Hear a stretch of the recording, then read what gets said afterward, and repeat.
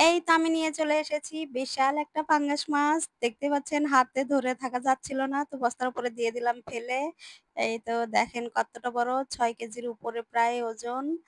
আর এটা অনেকটাই বড় আর খুব সুন্দর একটা নদীর পাঙাশ। এত বড় নদীর পাঙাশ মানে খুব একটা সচরাচর পাওয়া যায় না। তো দেখেন একদম তাজা মাছটা কিন্তু এখনো আমার বড় ভাসুর কিনেছে এটা। কিনেছে কিন্তু সেই সকালবেলা।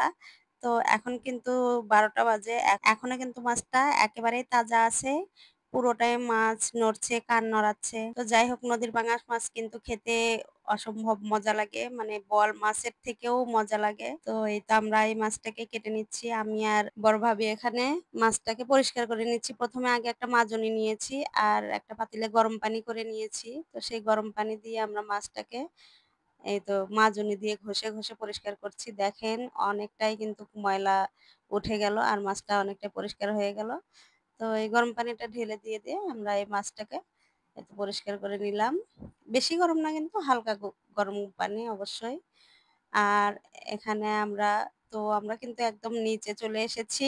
একদম একটা বস্তা পেরে নিয়েছি। এই পাশের জায়গাটাকে কিন্তু পরিত্যক্ত জায়গা। বেশি একটা ভালো না, নোংরাই বলা যায়। তো সেখানে আমরা এজন্য বস্তা পেরে নিয়েছি। তো এই তো মাছটাকে কেটে নিচ্ছি। দেখেন একটা বড় বঁটি নিয়েছি কাটার জন্য। আর মাছগুলোকে তো পিস করে নেওয়া হচ্ছে। আমরা বেশি বড় বা বেশি ছোট কোনটাই করব না। মাঝারি সাইজের পিস করব।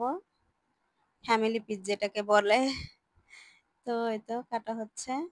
মাছের কাঁটাগুলো কিন্তু খুবই শক্ত, কাটা যাচ্ছিল না। অনেক কষ্ট করে ভাবি কাটছে। তো এই তো অনেকটাই কষ্ট হচ্ছিল কাটতে।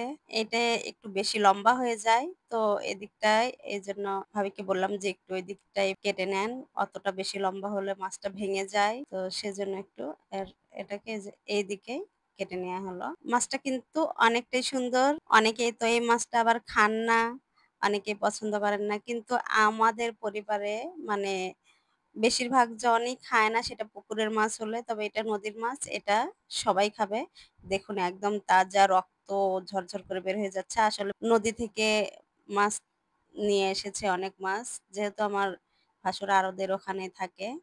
তো ওইজন্যই একদম এই তাজা মাছটা কিনে নিয়েছে। কাটাই যাচ্ছিল না। আর দেখুন এর মাঝখান থেকে যে এটা কি বের হচ্ছে, ওহ! দেখার মতো ছিল এই ডিমটা।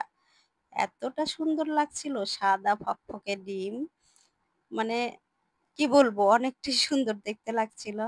এমনিতে মাছের ডিম আমার ভালোই লাগে। আমার সাহেবেরও খুব পছন্দের মাছের ডিম। তো মাছটা থেকে যেহেতু ডিম বের হয়েছে তাহলে তো খুশিই হবে। মাছটাকে আমাদের কেটে নেওয়া প্রায় হয়েই গেছে। এরপরেও আছে মাথাটা কাটার পালা আছে এখনো। অত বড় মাথাটা কাটবো কিভাবে বা কাটবে কিভাবে এটা নিয়ে আমরা টেনশনে আছি। যে এই বটি দিয়ে কাটা সম্ভব হবে কিনা সেটাই ভাবছি। দেখা যাক কতটা কাটতে পারি। এই তো নেয়া হয়েছে। তো আমরা এখান থেকে এই যে থুতনির এখান থেকে যে মাছটা আছে সেটাও কেটে নিলাম। দেখেন কাটাই যাচ্ছে না, অনেক কষ্ট হচ্ছে কাটতে। আর দেখুন এই যে দেখুন কি সুন্দর ডিমটা বেরিয়েছে তা বলার মতো না। এটা মানে একদম এক বৃক্কের মতো প্রায় ডিমটাও।